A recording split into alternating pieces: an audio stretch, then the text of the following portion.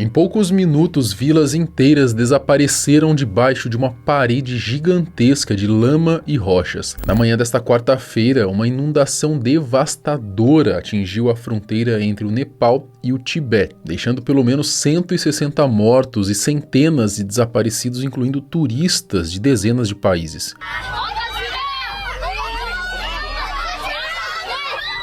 As imagens verificadas, registros de satélites e dados sísmicos ajudam a reconstruir como que esse desastre começou e revelam uma possível reação em cadeia envolvendo um terremoto, o desabamento de uma montanha e uma onda de detritos que avançou sem dar qualquer chance para quem estava no caminho. Nesse vídeo você vai entender o que realmente provocou essa tragédia, por que as equipes ainda não conseguem chegar a muitas das áreas atingidas e como a dimensão da destruição pode ser muito maior do que os números divulgados até agora. Eu sou o Marcelo Milos e depois da vinheta eu te conto.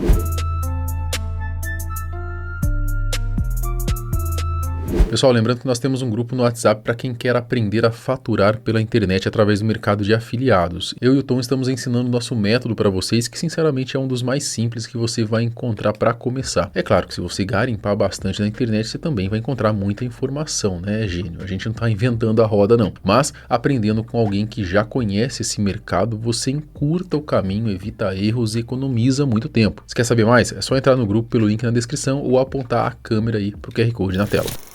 Na manhã do dia 26 de agosto de 2026, uma enorme parede de lama e rochas desabou sobre um rio aí na região montanhosa entre Nepal e o Tibete, na China, provocando uma inundação devastadora. Pelo menos 157 pessoas morreram no lado nepalês, enquanto centenas de turistas continuam desaparecidos. O deslizamento carregou gelo e rochas pela encosta e atingiu um afluente de um rio. O material bloqueou o curso d'água e formou uma espécie de barragem. Quando essa barreira cedeu, uma enxurrada colossal desceu pelo vale, destruindo tudo que estava no caminho. O desastre atingiu os distritos de Hassuá e Nuwakot, na parte aí mais alta do rio Trishuli, conhecido naquela região como Bot Koshi. E agora provavelmente eu errei todas as pronúncias aqui, mas tudo bem, né? Além de ser aí uma das rotas de trekking aí mais procuradas aí no Nepal, o local também funciona como um importante corredor comercial entre os dois países.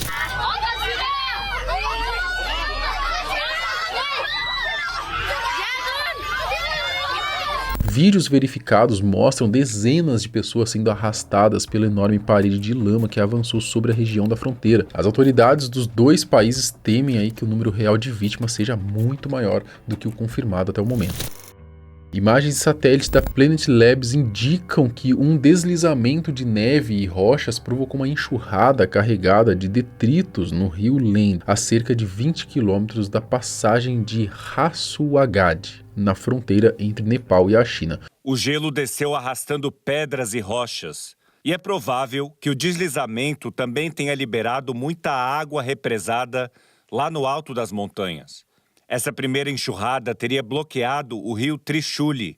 A água foi se acumulando, aumentando a pressão, até romper o bloqueio e descer com ainda mais violência, destruindo tudo pelo caminho. O Centro Alemão de Pesquisa em Geociências registrou um terremoto de magnitude 4,4 aproximadamente 7 minutos antes do momento em que as câmeras de segurança flagraram a chegada da inundação. Não foi uma ação meteorológica, ou seja, os modelos não indicam nenhuma condição de chuvas fortes ou temporais que atingiram de forma significativa o Nepal nos últimos dias e mesmo nesta quarta-feira. Alguns lagos glaciais podem ter se rompido, ou mesmo algumas geleiras podem ter se rompido em direção aos vilarejos. Então, não se trata de uma condição meteorológica, e sim uma condição geológica. No relatório inicial apresentado ao parlamento, o ministro das Relações Exteriores do Nepal afirmou que o tremor pode ter sido o gatilho para o desastre. Na prática, tudo teria acontecido como uma reação em cadeia. O terremoto desestabilizou uma enorme massa de neve e rochas nas montanhas do Tibete. Esse material caiu no rio, formou uma onda de lama e detritos que avançou pelo vale com uma força devastadora, né, sem dar qualquer chance para quem estava no seu caminho. Para os cientistas, esse é mais um exemplo de desastre causado pelas mudanças climáticas. Uma pesquisa de março mostrou que a velocidade do derretimento do gelo no Himalaia dobrou desde o ano 2000.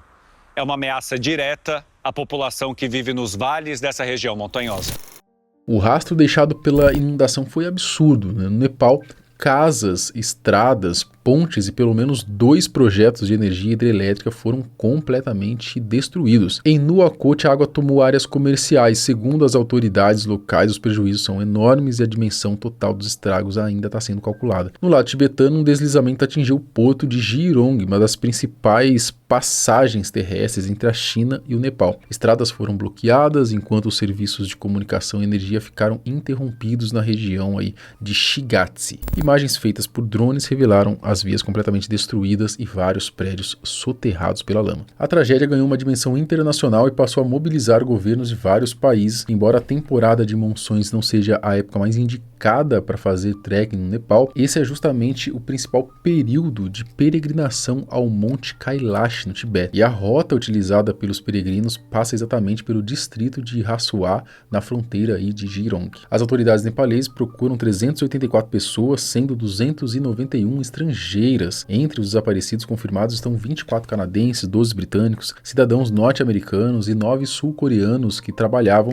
na construção de uma usina hidrelétrica. Um guru indiano também informou que pelo menos 77 integrantes de um grupo de peregrinação liderado por sua organização continuam desaparecidos. Diante da dimensão do desastre, o Nepal pediu ajuda internacional. O porta-voz do governo afirmou que o país solicitou apoio da Índia e da China nas operações de resgate. O primeiro-ministro indiano, ele conversou com o primeiro-ministro nepalês e ofereceu assistência humanitária. Os Estados Unidos anunciaram um envio aí de um especialista em resposta a desastres e uma ajuda de $500 mil. Já o presidente chinês, o Xi Jinping, ele ordenou que os trabalhos de resgate fossem intensificados na região de Jirong.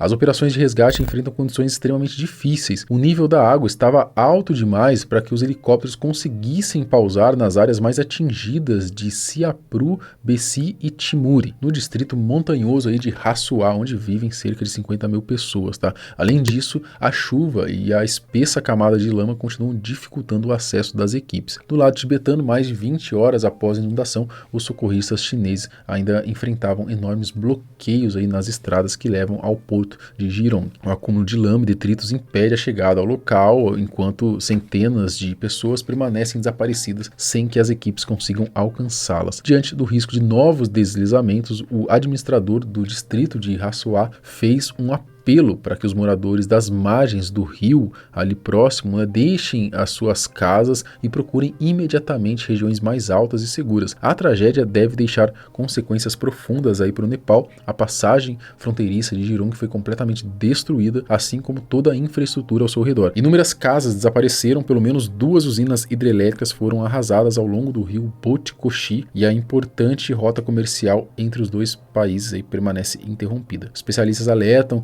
que desastres como esse ainda são sistematicamente subestimados no Himalaia. Projetos de energia hidrelétrica construídos na região acabam sendo repetidamente destruídos por enxurradas catastróficas. Mesmo assim, novos empreendimentos continuam surgindo dos mesmos vales considerados vulneráveis. Diante da gravidade da situação, o presidente do Nepal ele publicou uma mensagem pedindo que o governo, os partidos políticos, as organizações sociais, as forças de segurança e a própria população intensifiquem os trabalhos de resgate e assistência às vítimas. A inundação atingiu o Nepal no dia 26 de agosto, mais especificamente ontem. É uma tragédia que ainda está em andamento, tá? Então, enquanto esse roteiro está sendo escrito, pelo menos 160 mortes já foram confirmadas, centenas de pessoas continuam desaparecidas, incluindo turistas de dezenas de países, vilarejos inteiros foram varridos, As imagens são impressionantes mesmo, boa parte da infraestrutura ficou destruída, Enfim, cara, é um vídeo até um pouco chato de fazer, porque é uma tragédia, A ideia é comunicar o que aconteceu, mostrar um pouco do que aconteceu, explicar um pouco, mas eu entendo que esse tipo de vídeo, ele normalmente não é o que eu gosto de trazer aqui, mas como é algo que está sendo bastante comentado e a gente se propõe aqui a falar sobre o que está sendo comentado na internet, Sempre foi essa a ideia do canal. E é isso, Infelizmente o número de vítimas deve aumentar, a verdadeira dimensão da destruição ainda é desconhecida. Quando a lama baixar e as buscas finalmente avançarem, aí a gente vai entender de fato qual foi o estrago verdadeiro, né? O Nepal vai precisar de apoio internacional de todo possível, né, para reconstruir o que foi perdido. Será que essa tragédia poderia ter sido evitada com mais prevenção, fiscalização nas áreas vulneráveis? E até quando projetos vão continuar sendo construídos em regiões onde o risco de uma nova catástrofe é tão grande, né? Enfim, cara, comenta aqui o que você acha disso. Até o próximo vídeo. Tchau.